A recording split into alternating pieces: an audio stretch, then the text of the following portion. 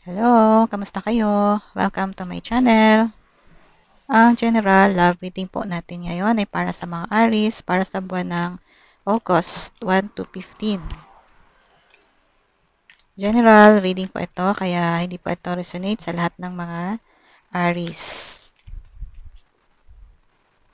Bago pa ako magsimula na magbasa ng tarot card, ay gusto ko munang magpasalamat sa mga nag-subscribe na sa aking channel. Maraming salamat po.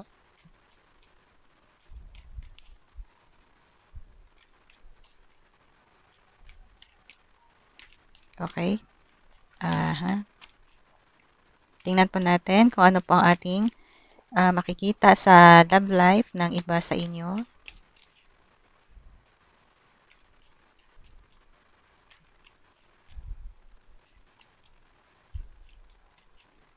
Okay.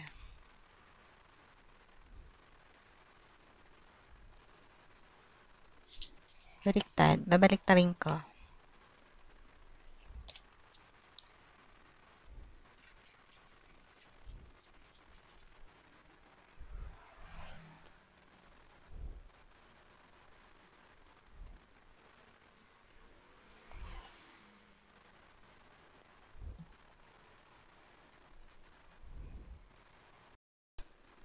Feeling ko sa iba po sa inyo ay meron po kayong ganitong sitwasyon.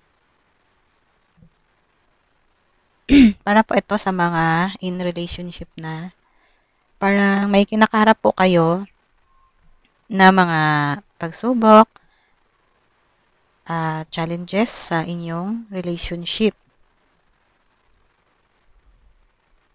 Pwedeng kayo or ang inyong person ang meron pong ito po kasi parang ano to, dapat dalawa lang kayo, pero meron pong isang nakiki-join. So, ang ibig sabihin, at ang ibig sabihin po dito sa reading nitong card ay tukso or toxic po ito sa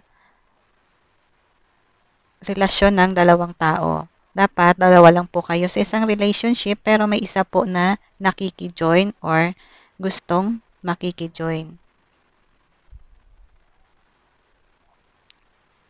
Kaya ang kinakaharap po ninyo na challenges ngayon ay pwedeng third party or pwedeng kayo or ang inyong person ay meron po kayong na-attract na isang individual na siyang nagiging distraction po sa inyong present relationship. Yan po ang aking nababasa sa unang apat na card. Hindi naman siguro third party ito or pwedeng sa iba, third party na nakikigulo o pwede naman sa iba ay mga ex, mga dati po ninyong mga karelasyon, pwedeng nakikigulo sa inyo at tinutukso kayo. Or di kaya ang inyong person, siya ang siyang tinutukso. Basta yung sitwasyon po ay may nakikigulo po sa inyong pagmamahalan. Kaya yan po ang inyong pagsubok na kinakaharap ng iba po sa inyo. At ito po, na card na to ay choices po ito.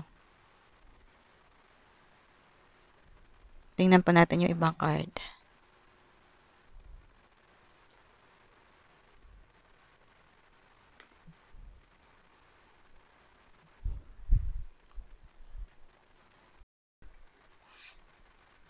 Feeling ko po ang iba sa inyo ay mga stable na po ang inyong relasyon.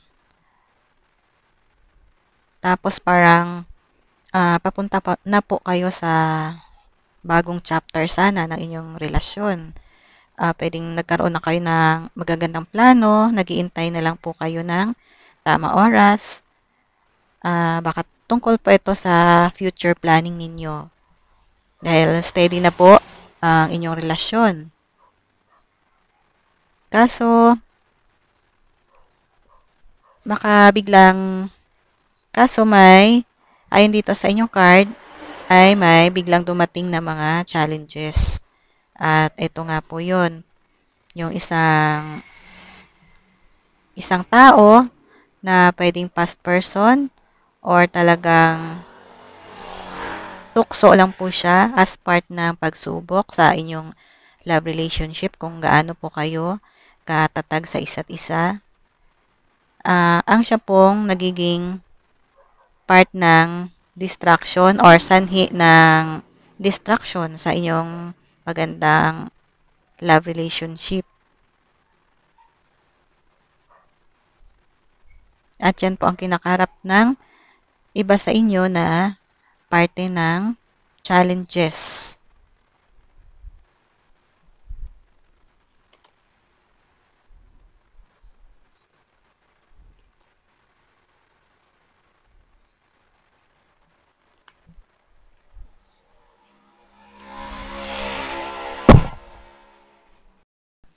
Itong card ay nagsasuggest po ito ng balance at harmony sa isang relationship.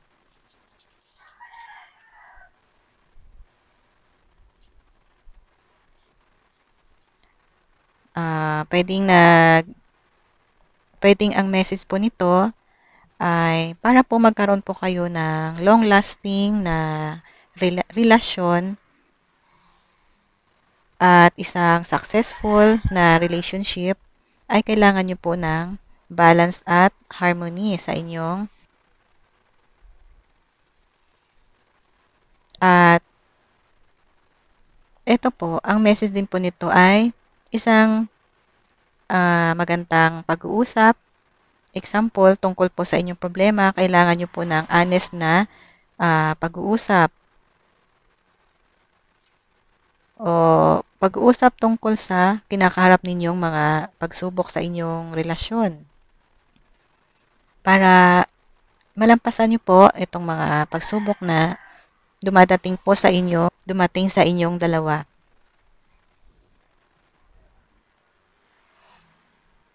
So, nagsasuggest po ito ng honest na komunikasyon. Kailangan maging open po kayo sa isa't isa.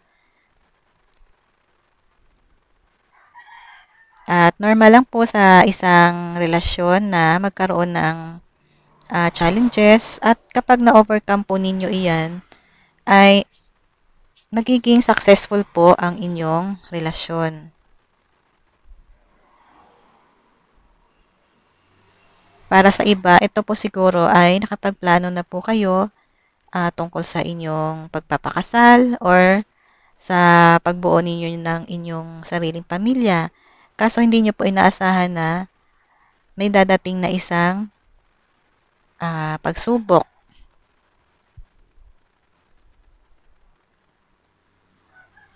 Ito po ay nagpapahiwatig po ito na kayo po ay nasa stable na ang inyong love relationship at ganoon din po pagdating sa inyong kaperahan. Kaya siguro, meron na po kayong mga magagandang plano, masasayang plano para sa inyong future.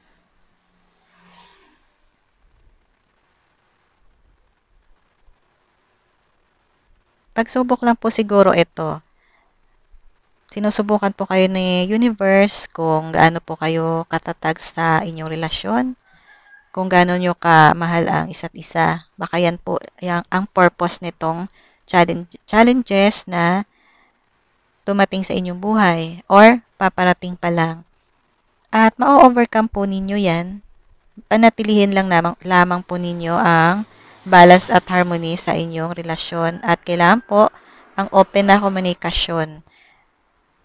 Dapat wala po kayong tinatago or nililihim sa isa't isa para sa isang successful na relasyon, para sa isang long-term na partnership. Yan po ang ibig sabihin.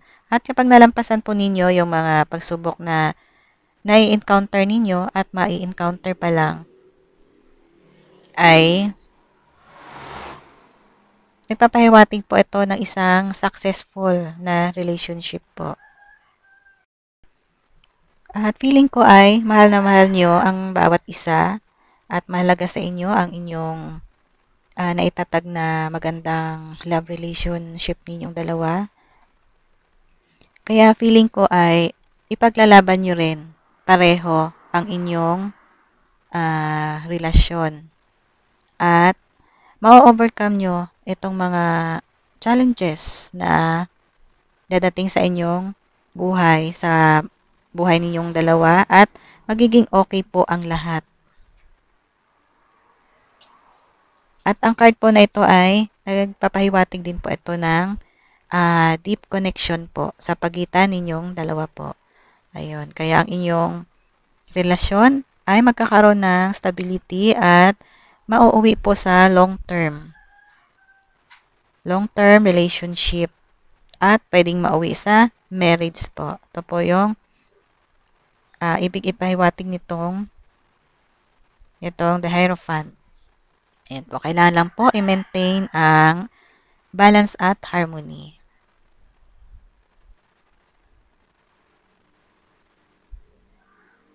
Kung nagustuhan niyo po itong aking reading ngayon, ay paki-like, share, at subscribe po ng aking YouTube channel.